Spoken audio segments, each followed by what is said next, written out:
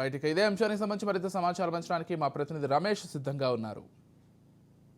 ఎన్నికల్లో నిర్లక్ష్యం వహించినటువంటి ముగ్గురి డిప్యూటీ అధికారులపైన రాష్ట్ర ప్రభుత్వం బదిలీ వేటు వేస్తూ నిర్ణయం తీసుకుంది. ఏదైతే ఒంగోలు పార్లమెంటుకి సంబంధించినటువంటి ఎర్రగుంటపాలెం సంబంధించినటువంటి పి శ్రీలేఖ డిప్యూటీ కలెక్టర్ ఉన్నారు, ఆమెని బదిలీ చేస్తూ కూడా ఏపీ సర్కార్ నిర్ణయం తీసుకుంది. అదేవిధంగా ఏదైతే మరి కర్నూలుకు సంబంధించినటువంటి ఏ మురళిని బదిలీ వేటు వేస్తూ కూడా నిర్ణయం తీసుకున్నటువంటి పరిస్థితి కనపడుతుంది. అదేవిధంగా అనంతపురంకి సంబంధించినటువంటి భూపాల్ రెడ్డిని కూడా బదిలీ వేటు వేస్తూ రాష్ట్ర ప్రభుత్వం నిర్ణయం తీసుకున్నటువంటి పరిస్థితి కనపడుతుంది. అయితే ముఖ్యంగా వారి ప్లేస్లో కొత్త వారిని అపాయింట్ చేస్తూ కూడా రాష్ట్ర ప్రభుత్వం ఉత్తర్వులు జారీ చేసింది. సిఎస్ జవహర్ రెడ్డి, అదేవిధంగా రాష్ట్ర ప్రభుత్వం ఏదైతే ఎన్నికల అధికారిగా ఉన్నటువంటి ముఖేష్ కుమార్ మీనా ఎప్పటికప్పుడు రాష్ట్ర ప్రభుత్వం రాష్ట్రంలో జరుగుతున్నటువంటి ఎన్నికల ప్రక్రియ సంబంధించినటువంటి ఎన్నికల రోజు జరిగినటువంటి హింస, అదేవిధంగా ఎన్నికల రోజు జరిగినటువంటి అనేక గొడవల పైన కూడా సమీక్ష నిర్వహించారు. అదేవిధంగా సీసీ ఫుటేజ్ ద్వారా ఉన్నత అధికారులు ఎలాంటి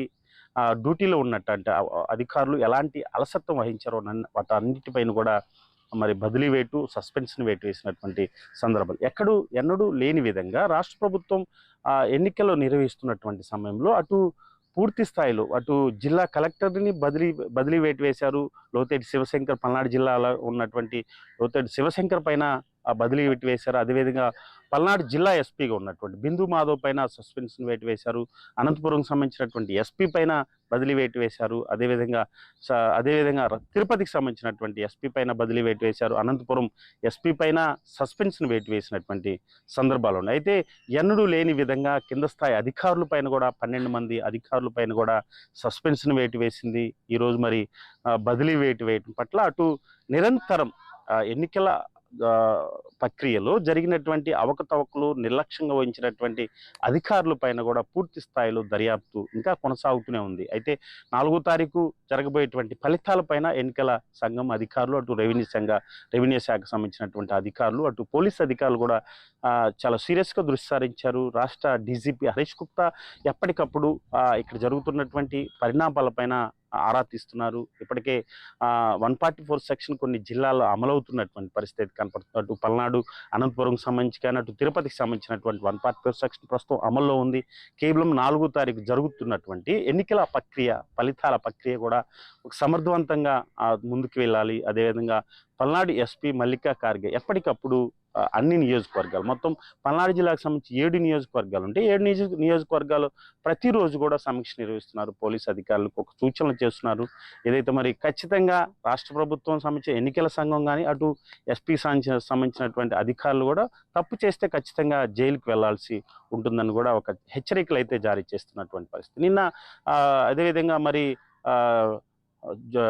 వైసీపీలో ఉన్నటువంటి రాష్ట్ర ప్రధాన కార్యదర్శిగా ఉన్నాడు, అదేవిధంగా ప్రభుత్వ సలహాదారుడిగా ఉన్నటువంటి సజ్జల రామకృష్ణారెడ్డి చేసినటువంటి వ్యాఖ్యలు రాష్ట్ర వ్యాప్తంగా కొంత దుమారం రేపుతున్నటువంటి పరిస్థితి. ఈరోజు ఆయన పైన కూడా తాడేపల్లిలో కేసు నమోదు చేశారు. ఇంత హింస జరుగుతున్నటువంటి నేపథ్యంలో అటు ఎన్నికల తర్వాత ఎన్నికల రోజు జరిగినటువంటి హింస ఇప్పటికీ ఎన్నికల కమిషన్ కానీ అధికారులు కానీ ఇప్పటికీ కోలుకోలేనటువంటి పరిస్థితులు ఒక రెచ్చగొట్టే వ్యాఖ్యలు అటు కొంత రాష్ట్ర వ్యాప్తంగా కూడా సంచలనంగా మారింది. ఈరోజు ఆయన పైన కూడా మరి టీడీపీ లీగల్ సెల్ కూడా ఫిర్యాదు చేసింది.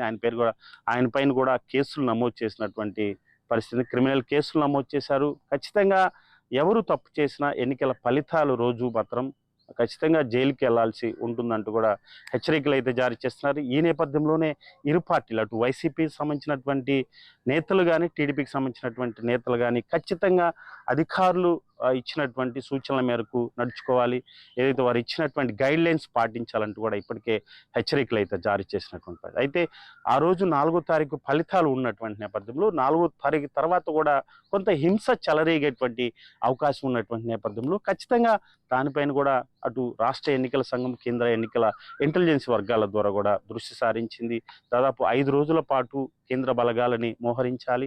ఏదైతే ఎక్కడైతే మొత్తం రాష్ట్రంలో 35 చోట్ల కూడా హింస చెలరేగేటువంటి అవకాశం ఉన్నటువంటి నేపథ్యంలో ఇవన్నీ కూడా అటు ఎన్నికల సంఘం, పోలీస్ అధికారులు గుర్తించినటువంటి నేపథ్యంలో ఖచ్చితంగా వాటిపైన దృష్టి సారించారు. ఇప్పటికే అటు ఎన్నికల ఫలితాలు ఉన్నటువంటి నేపథ్యంలో రేపటి నుంచి కూడా రాష్ట్ర వ్యాప్తంగా 144 సెక్షన్ అమల్లో ఉంది. అదేవిధంగా మద్యం షాపులు బంద్ ఉంది. అదేవిధంగా వ్యాపార రంగాలు కూడా పూర్తిగా క్లోజ్ చేయాలంటూ కూడా ఇప్పటికే అటు అన్ని జిల్లాల అధికారులు సూచనలు ఇచ్చే జరుగుతున్నటువంటి పరిస్థితి. ఏది ఏమైనా బదిలీల వేటు ఖచ్చితంగా అటు ఎన్నికల సంఘం కూడా ఒక ప్రెస్టేజీగా విషయం తీసుకున్నటువంటి నేపథ్యంలో వీరిపైన బదిలీ వేటు వేస్తుంది. అదేవిధంగా సిట్ అధికారులు దర్యాప్తు ఇప్పటికే 150 పేజీల దర్యాప్తు అప్పచెప్పినటువంటి నేపథ్యంలో మరికొంత దర్యాప్తు అందజేయాల్సినటువంటి అవసరం ఉంది. ఆ తర్వాత కూడా మరికొంతమంది అధికారుల పైన కూడా వేటు వేసేటువంటి అవకాశం ఉంది. వారిపైన చర్యలు తీసుకునేటువంటి అవకాశం అయితే ఖచ్చితంగా కనబడుతుంది. ఏది ఏమైనా 4వ తారీఖు ఫలితాలు జరగబోతున్నటువంటి నేపథ్యంలో అటు రాష్ట్ర ప్రభుత్వం,